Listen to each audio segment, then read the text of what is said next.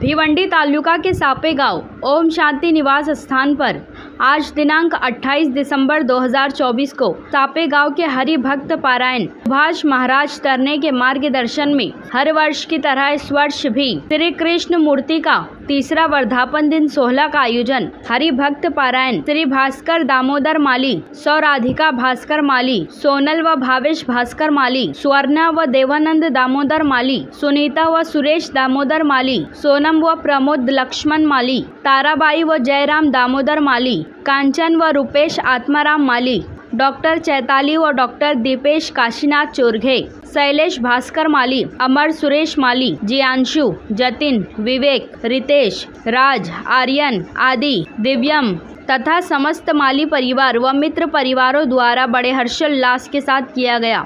इस अवसर पर श्री कृष्ण मूर्ति की अभिषेक, महापूजा, महाआरती, हरिपाठ, कीर्तन, भजन, महाप्रसाद सहित विभिन्न कार्यक्रमों का आयोजन किया गया। इस अवसर पर शिवसेना उप जिला प्रमुख व भिवंडी पंचायत समिति के माजी सभापति श्री प्रकाश जी भोईर, इताड़े सरपंच जगन सेठ पाटिल, डीवाई फाउंडेशन के महाराष्ट्र प्रदेश अध्यक्षा श्रीमती सौ प्रियंका दयानंद चोरघे के साथ साथ भारी संख्या में अनेकों मान्यवर, मित्र मंडली, नातेवाईक व सापे गांव के ग्रामस्थ मंडलों ने उपस्थित होकर श्री कृष्ण जी मूर्ति की दर्शन कर महाप्रसाद का लाभ लिया।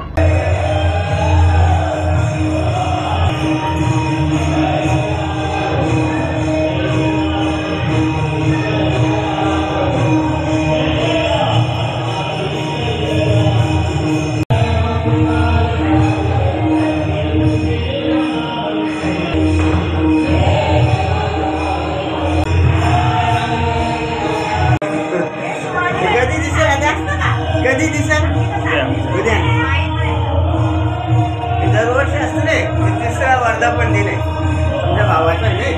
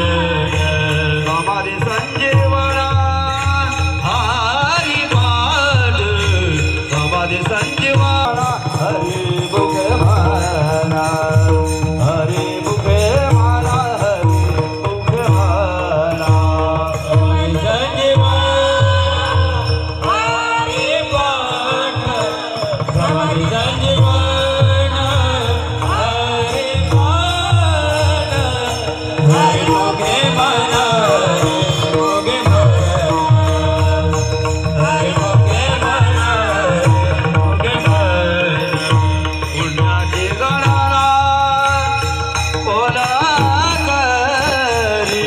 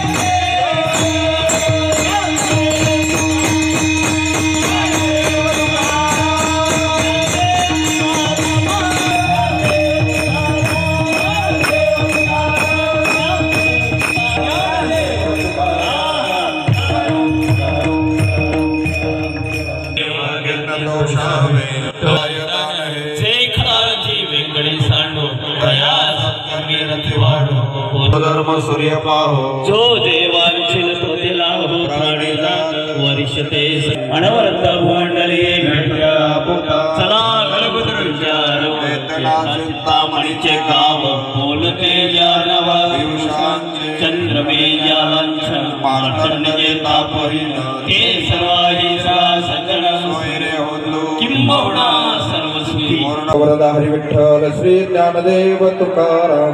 आपलं सालाबाद प्रमाणे आपण कार्यक्रम करतो श्रीकृष्ण वर्धापन दिन. उद्देश सुख शांती मिळावा म्हणून घरामध्ये सुख शांती मिळावा. घर मंदिर झाला पाहिजे. मनाचा जो मंदिर आहे तो घर मंदिर केलेला आहे. आज त्यांच्याबद्दल बोलण्याकरिता माझ्याकडं शब्द पुरत नाही.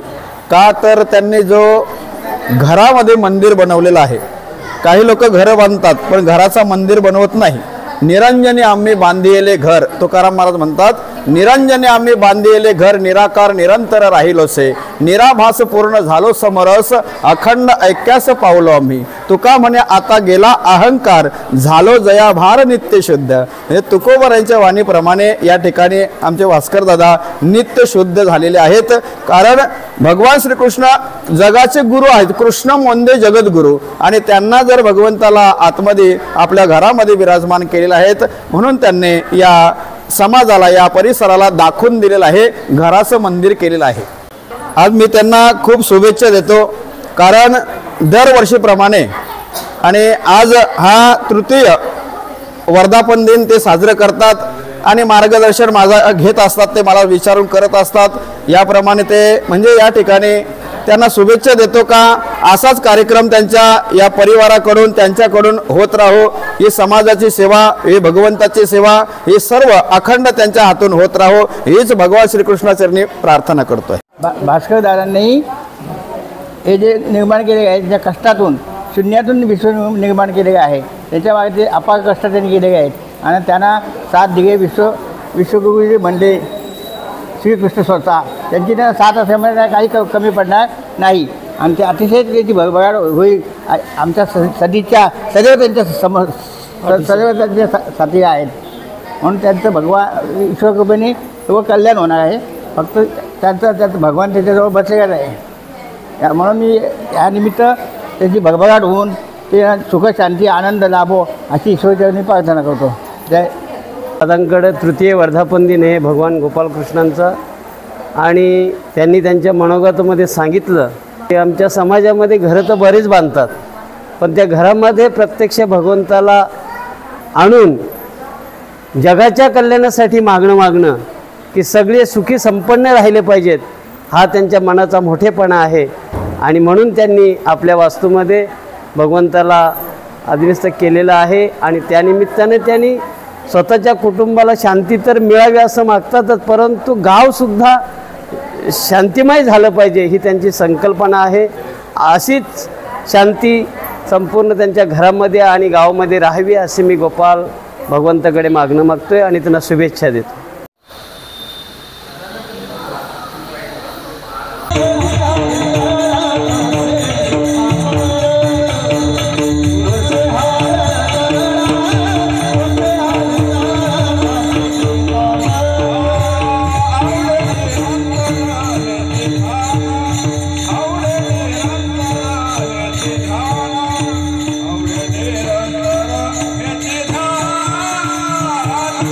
हरी हरी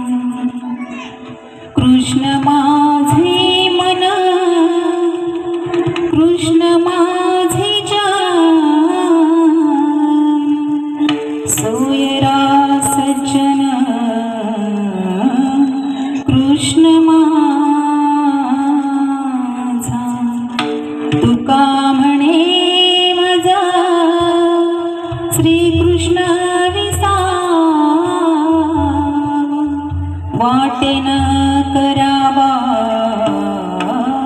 परत जीवा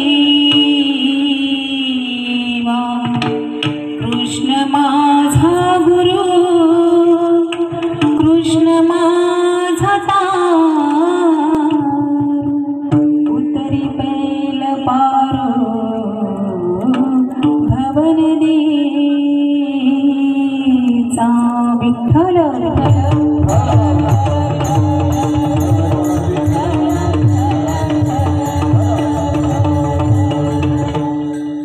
नीलांबुज श्यामल कोमलागम सीता समारोपित वाम भागम पानो महासायक चार चापम नमामि राम रघुवंशनाथम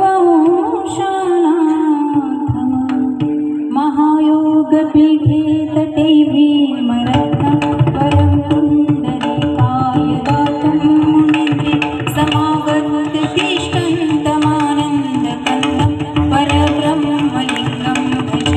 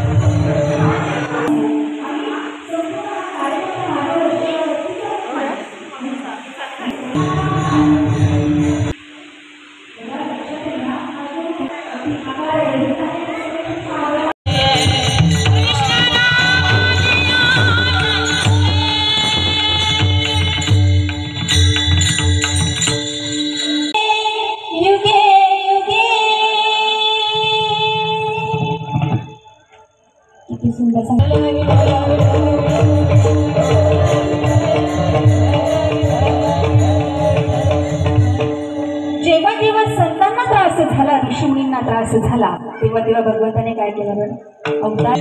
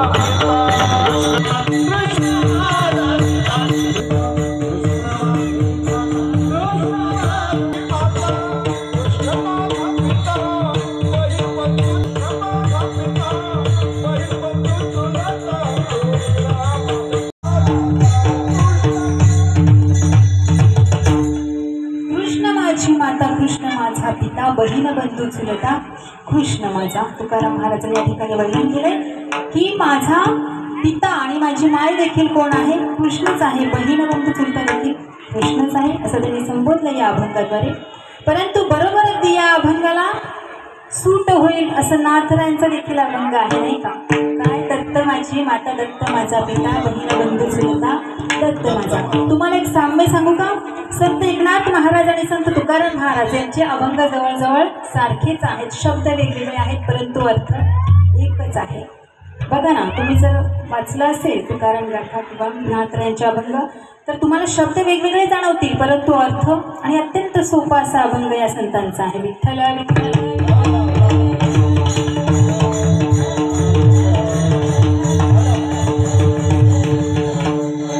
मग महाराज म्हणतात की कृष्ण माझी माता, कृष्ण माझा पिता. प्रथमतः कृष्ण म्हणजे काय हे आपण स्पष्ट करूया. बघा, कृष्ण भक्ती आपल्याला करायची आहे. कृष्ण म्हणजे ब्रह्मांड, नाही का? आकाश पृथ्वी आप तेज वायू.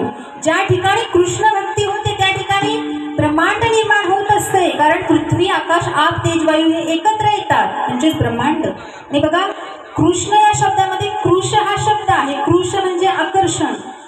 ज्याने काय केलं बरं? आकर्षण म्हणजे काय? की ज्याने गोपिकांना भुरळ पाडली, नाही का? गोपिकांना काय केलं? आकर्षित केलं. अगदी राधे सहित असा हा कृष्ण. आणि हा कृष्ण आहे ना, याचे आपल्याला काय करायचे? नितांत भक्ती करायचे. विठ्ठल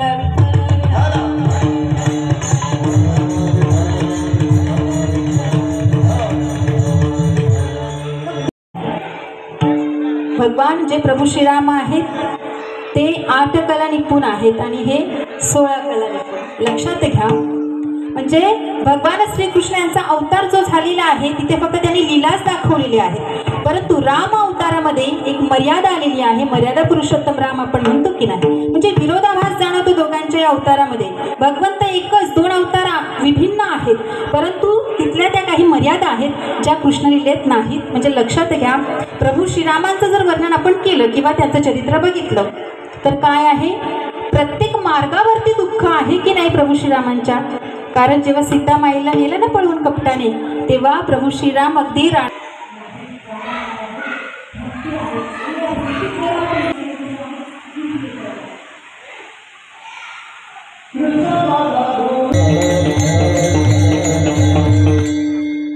तुकाराम महाराजांच्या जीवनामध्ये जेव्हा बाबाजी चैतन्य स्वामी आले ना तेव्हा खऱ्या अर्थाने त्यांची अवस्था झाली. त्यांना भगवंताची प्राप्ती झाली. कारण सद्गुरू वाचून सापडे नसोय धरावे ते पाय. बघा, प्रत्येकाला गुरु करायचा आहे आणि मानवी जीवनामध्ये हे टाकलं ना मग त्यासाठी तर ही आवश्यकता आहे. प्रबोधन व्हायला हवं. लक्षात घ्या. आणि म्हणून सत्ता आपण घडून आणतो ना त्याचा हाच मूळ उद्देश आहे की जेणेकरून मानव हा बघा ना 24 तास बिझी असतो की नाही? कुठेतरी त्याला नामस्मरण घडावं म्हणून असे धार्मिक कार्यक्रम घडून आणणं फार गरजेचं आहे. विठ्ठल विठ्ठल.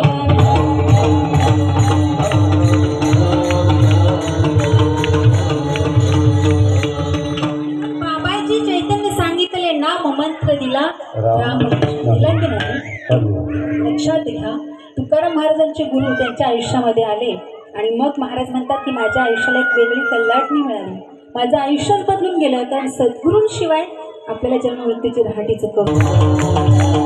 माझा तारू, माझा 2 तट आहेत. कोण? भीष्म आणि द्रोण आहेत ना 2 तट. भवनदीचे 2 तट. त्यामध्ये जयद्रथ काय आहे? जल आहे, पाणी. काळा खडक आहे बघा. कर्ण काय आहे? भवनदीतले एक विहीर आहे.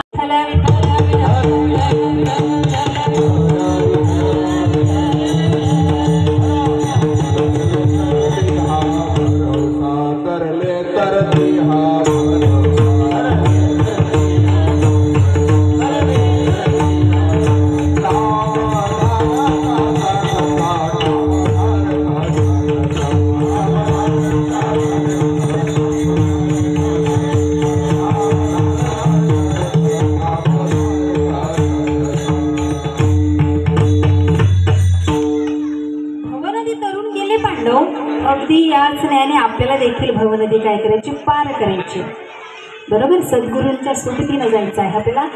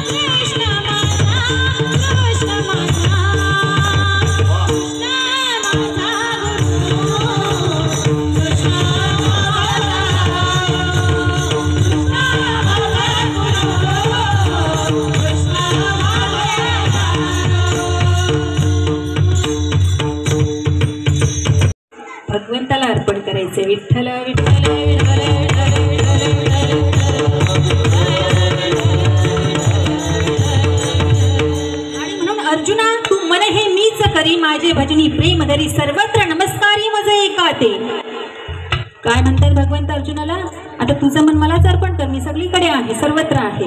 बघा, हे मन आपल्याला परमेश्वराला अर्पण करायचे नाही तर ते मन पूर्ण वाट लावेल आपली. आणि म्हणून एकदा का भगवंताच्या चरणाशी ते लीन झालं की मग भगवंताची प्राप्ती झाल्याशिवाय राहणार नाही. विठ्ठल विठ्ठल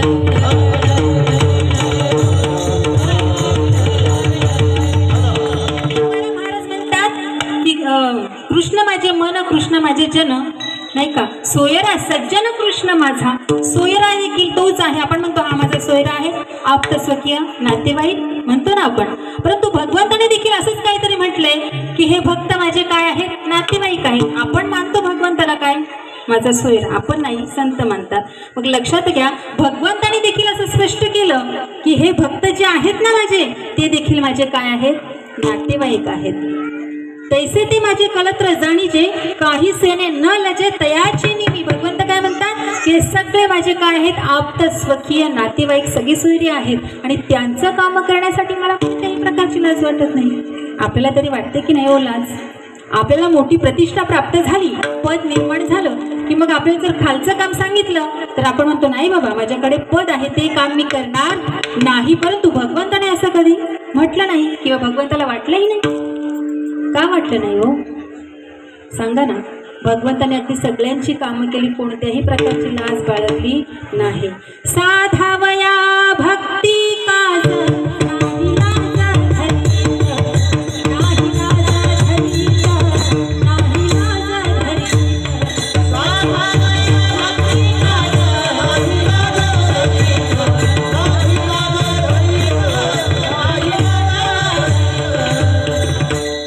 साधावया भक्ती काज नाही लाज धरी.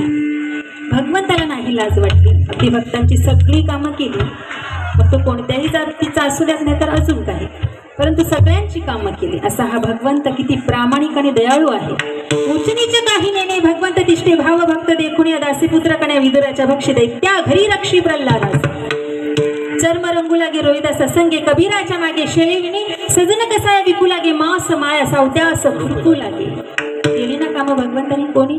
हा जो भगवंत आतमध्ये बसलाय ना, भगवान श्रीकृष्ण, त्यांनी सगळी कामं केली. गवळ्याच्या घरी अंगे गाये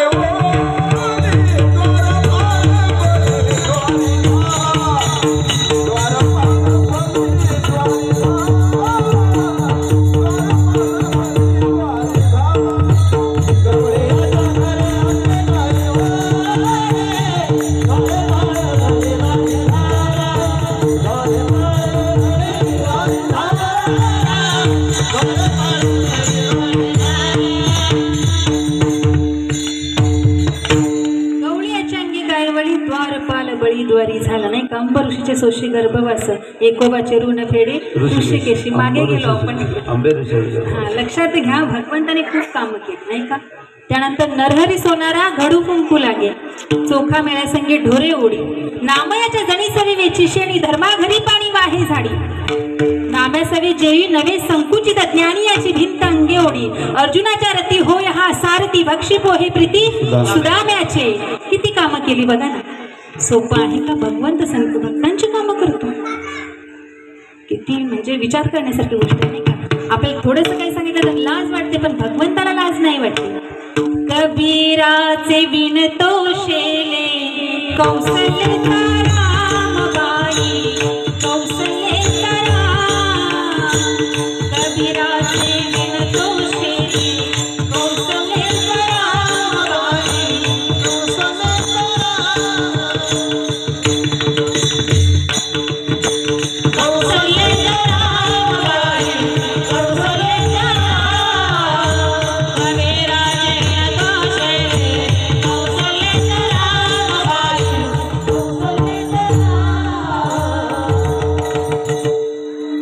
अजून काय केलं बरं. स्वतः भगवंत काय होते, द्वारकाधीश होते की नाही, द्वारकेचा राजा. परंतु काय केलं, अर्जुनाच्या रथाचं सारथ्य देखील केलं. वीर धनुर्धर पार्थासाठी चक्र सुदर्शन घेऊनी हाती. रथ हा कोणिया पांडवांचा, पळविशी कौरवा. केशवा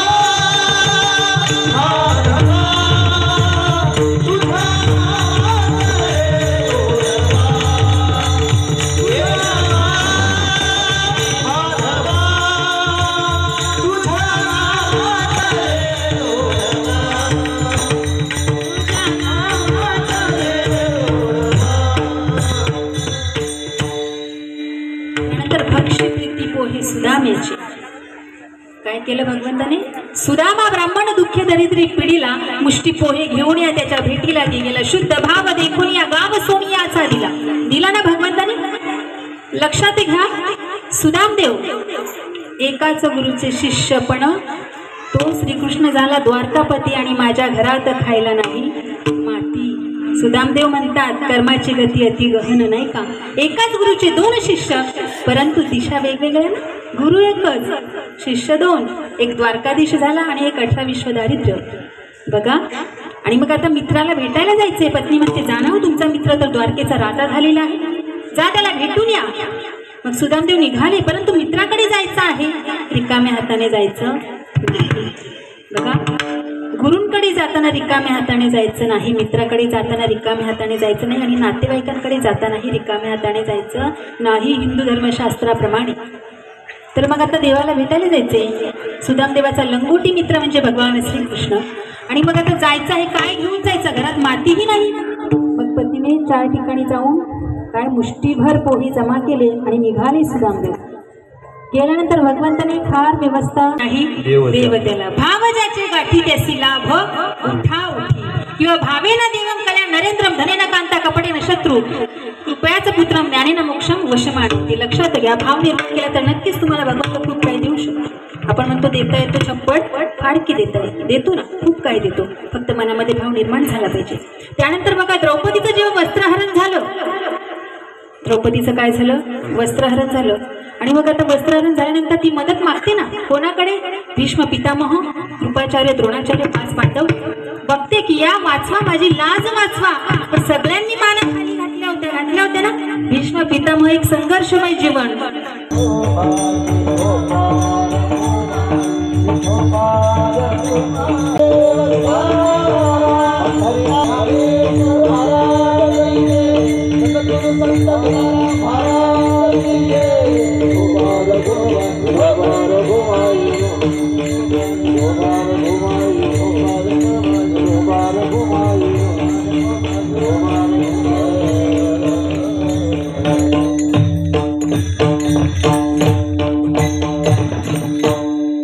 म्हणे माझा श्रीकृष्ण विसावा, तुका म्हणे माझा श्रीकृष्ण विसावा, म्हणे माझा श्रीकृष्ण विसावा, तुका म्हणे माझा श्रीकृष्ण विसावा, तुका म्हणे माझा श्रीकृष्ण विसावा, तुका म्हणे माझा श्रीकृष्ण विसावा, तुका म्हणे माझा श्रीकृष्ण विसावा, तुका म्हणे जीवा नाथ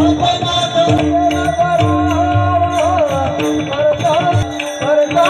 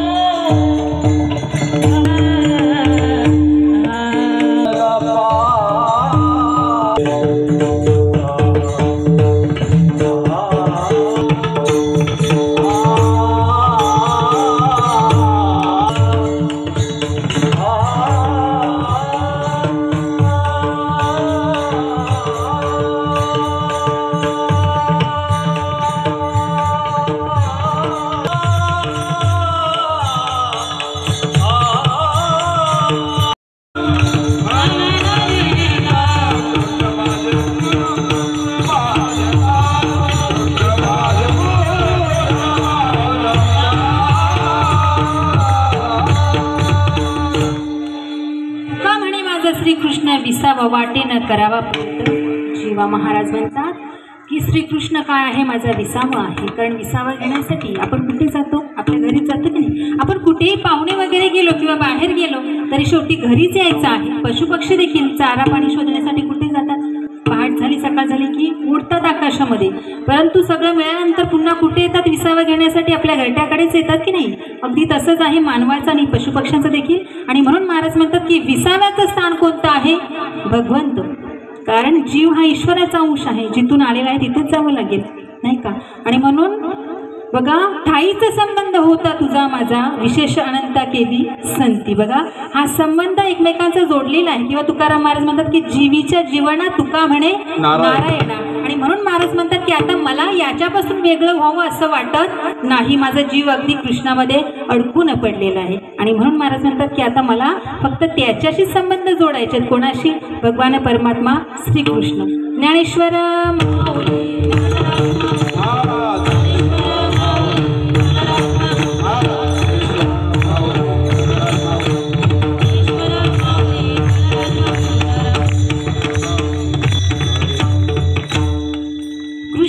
माता, कृष्ण माझा पिता, बहीण बंधू चुलता, कृष्ण माझा, कृष्ण माझे गुरु, कृष्ण माझे तारू, उतरी पैल पारू भवनदीचा. प्रस्तुत अभंगाचा भावार्थ मी आपल्यासमोर मांडलेला आहे. परंतु या अभंगाचा भावार्थ असाच असेल असंही नाही. कारण प्रत्येक वक्ता त्याच्या विचारशैलीनुसार आपलं मत प्रकट करत असतो. परंतु जरी काही चुकलं असेल तर तो माझ्या बुद्धीचा दोष समजा. कारण बालक बोबडा बोले का वाकुडा विचुका पाऊली, ते चूज करुणी माऊली विजे जेवी. किंवा साई खेडी याची बाहुली, चालवी त्या सूत्राच्या नी चाले तैसा दावीत बोले स्वामी तो माझा. किंवा करविली तैसी केली कटकट वाकडे केली तर देव जाणे. जे काही चांगलं असेल तो माझ्या गुरुवरांचा आशीर्वाद समजा. तर अशा प्रकारे आज सेवेला पूर्णविराम देण्याआधी फक्त आता तुमची 5 मिनिटे मी घेते. कारण आता जेवणाची वेळ झालेली आहे आणि तुम्हालाही भूक लागली असेल. 5 मिनिटात आपण उरकूया. कारण जो प्रत्येक क्षणाला प्रत्येक सेकंदाला आपल्याला आठवला पाहिजे परंतु नाही आठवत, हे आपलं दुर्दैव. तो फक्त 19 फेब्रुवारीलाच आठवतो आपल्याला. असं का बरं, का? म्हणून तर धर्मावरती संकट आहे की नाही. लक्षात घ्या, त्याला आठवणं फार आवश्यक आहे. कारण धर्म जागवला त्यांनीच नाही का. हर हर महादेव असा आवाज सुटला. दादा इफेक्ट द्या. हॅलो. हर हर महादेव असा आवाज सुटला, मुघलांच्या कपाळावरती घाम फुटला, मराठ्यांच्या धडकल्या नंग्या तलवारी, मुघल पळती माघारी. शुभा शुभा तुम्ही जर अजून 10 वर्ष जगले असतात ना, शुभा तुम्ही जर अजून 10 वर्ष जगले असतात ना, तर मुघलांनी देखील आपल्या कपाळावरती भगवाच लावला असता, भगवाच लावला असता. शिवाजी महाराज की जय भवानी. हर हर स्वराज्य विचार संकल्पक, कर्तव्य दक्ष प्रशासक, थोर मुत्सद्दी, राजकारण धुरंधर, छत्रपती शिवाजी महाराज की. आणि हा शिवाजी राजा बघा, असा राजा होणं नाही. मग शिवाजी राजाच्या नावात किती ताकद असेल, नावात इतकी ताकद, मग त्या राजामध्ये किती असेल हे आता आपण बघूया. आपल्याला फक्त नावातली ताकद जाणायची आहे. आणि नावामध्ये जी ताकद आहे ती जाणण्यासाठी आपल्याला आता कुठे जावं लागेल. कुठे? तुम्हाला आता घेऊन जाते मी. कुठे? साताऱ्याला. चला जाऊया आपण साताऱ्याला. पटकन यायचं आहे कारण भूक लागलेली आहे. लक्षात घ्या, साताऱ्यामध्ये कर्मवीर भाऊराव पाटलांसारखी महान विभूती जन्माला आली. आणि एकच संकल्प घेतला त्यांनी, कोणता? की गोरगरिबांच्या मुलांसाठी शाळा उभारायची आणि वसतिगृह उभारायचं. मग त्यासाठी आता काय पैसा कुठून आणायचा? मग त्यांनी काय एक संकल्पना आखली की प्रत्येकाच्या घराघरातून 1-1 रुपया जमा करायचा आणि मग त्याच्यात ते कार्य करायचं. मग मला सांगा, 1-1 रुपयात काय होईल आणि कधी होईल? शक्य आहे का? परंतु प्रयत्न तर केले ना, म्हणजे शक्य तर होणारच होतं म्हणून त्यांनी प्रयत्न केले. पण लक्षात घ्या, ही वार्ता अगदी वाऱ्यासारखी त्या साताऱ्यामध्ये पसरली. आणि हीच वार्ता एका धनवानाच्या कानावरती गेले. एक व्यापारी होता, अत्यंत धनवान. त्याच्या कानापर्यंत गेली ती वार्ता आणि मग त्यांनी काय केलं बरं, भाऊराव पाटलांना पत्र लिहिलं आणि त्या पत्रामध्ये असा उल्लेख केला की भाऊराव पाटील, तुम्ही महान संकल्प हाती घेतलेला आहे, परंतु 1-1 रुपयामध्ये काय होणार, त्यापेक्षा तुम्ही माझ्याकडे या, मी तुम्हाला लाख रुपये देतो. आता भाऊराव पाटलांनी पत्र वाचलं, अगदी त्यांना बरं वाटलं, हो आनंद वाटला की बरं आहे ना, मग पटकन तरी होईल, मदत मिळते म्हणजे चांगलं आहे. भाऊराव पाटील निघाले, गेले त्या व्यापाऱ्याच्या घरामध्ये. मग व्यापाऱ्याने त्यांचं स्वागत केलं की या भाऊराव पाटील, आपलं स्वागत आहे. मग व्यापाऱ्याने सांगितलं की अत्यंत सुंदर अशी संकल्पना आहे तुमची, महान संकल्प हाती घेतलेला आहे, परंतु 1-1 रुपयामध्ये काय होईल सांगा ना. हा घ्या 1 लाखाचा धनादेश. दिला त्यांनी, भाऊराव पाटलांनी तो घेतला हातामध्ये. पण दिल्यानंतर तो व्यापारी काय म्हणाला असेल सांगू का, तो म्हणाला की भाऊराव पाटील, महान संकल्प आहे बरं, तुम्हाला आता 1 लाखाचा धनादेश मी दिलेला आहे, 1 लाखच काय तर लाखो रुपये मी तुम्हाला देईन, परंतु त्या बदल्यात माझी एक अट आहे, ती तुम्हाला मान्य करावी लागेल.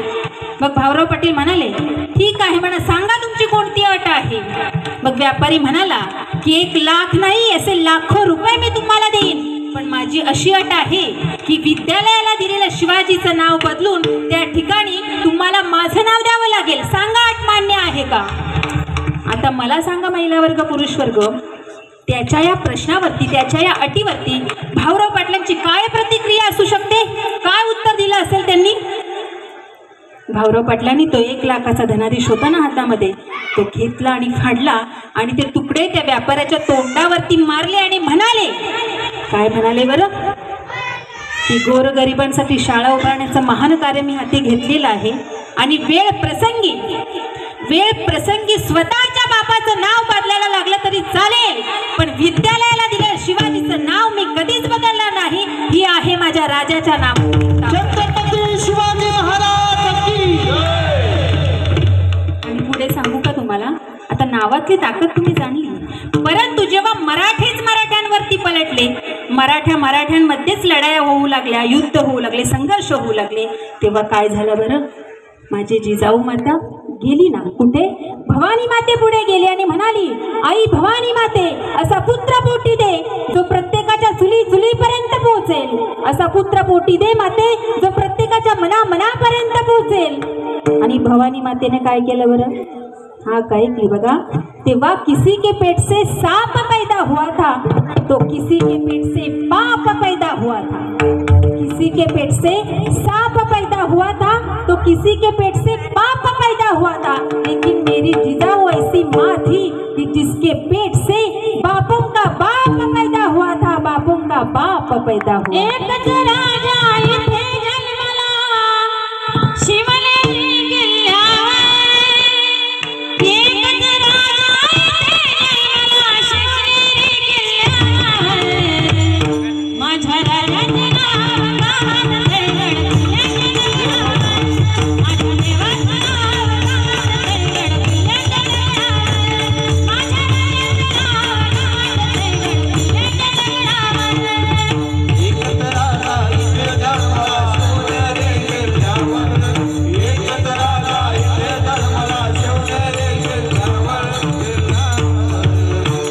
माझ्या देवाचं नाव गावात दरगड, माझ्या राजाचं नाव गावात दरगड.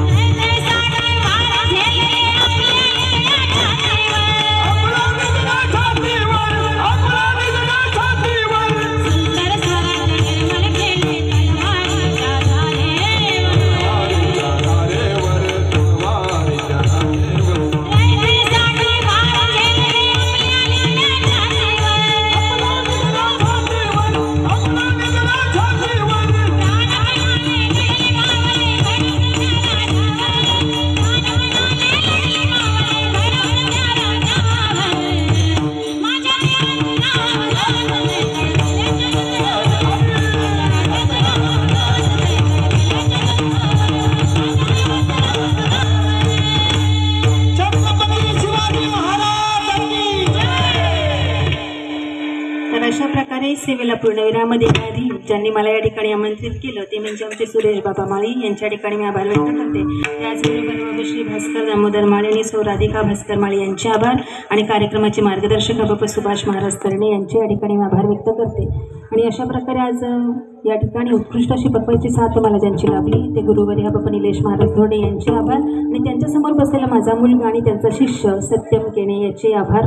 अगदी विनयकरे ताई तुमचे आभार. अगदी सातकरी वर्ग बाबा अगदी सगळ्यांचेच या ठिकाणी मी आभार व्यक्त करते. माझ्यासोबत असलेले गायक कैलास महाराज धोरडे आणि पहाडी आवाजाची गायिका जिला आता आपल्या डोंबिवली आगरी महोत्सवामध्ये एक बेस्ट धौलारीण म्हणून या पुरस्काराने सन्मानित करण्यात आलं त्या वासंती भोईर यांचे या ठिकाणी मी आभार व्यक्त करते. अशा प्रकारे अगदी श्रोता वर्ग महिला वर्ग पुरुष वर्ग साऊंड सिस्टीमवाले दादा तुमचे आभार. जर कोणी राहिला असेल तर माफ करा. कोणी अधिकारी वर्ग प्रवचनकार कीर्तनकार या ठिकाणी उपस्थित असतील जे मला ज्ञात नाही. अगदी सगळ्यांचेच या ठिकाणी मी आभार व्यक्त करते आणि अशा प्रकारे आजची सेवा भगवान श्रीकृष्णाच्या चरणी अर्पण करून सेवेला पूर्णविराम देते. लगेचच भजनाचा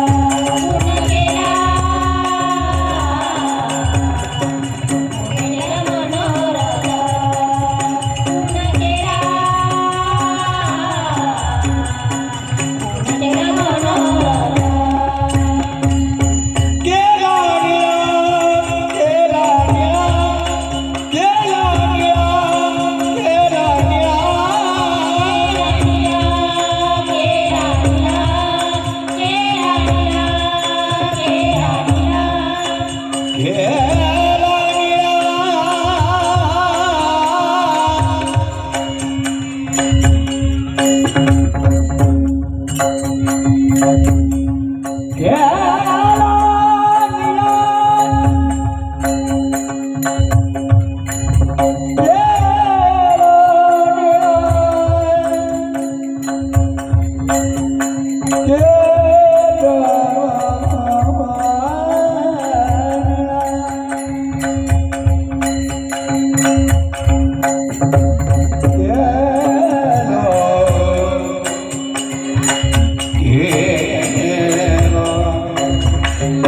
केळा पावळे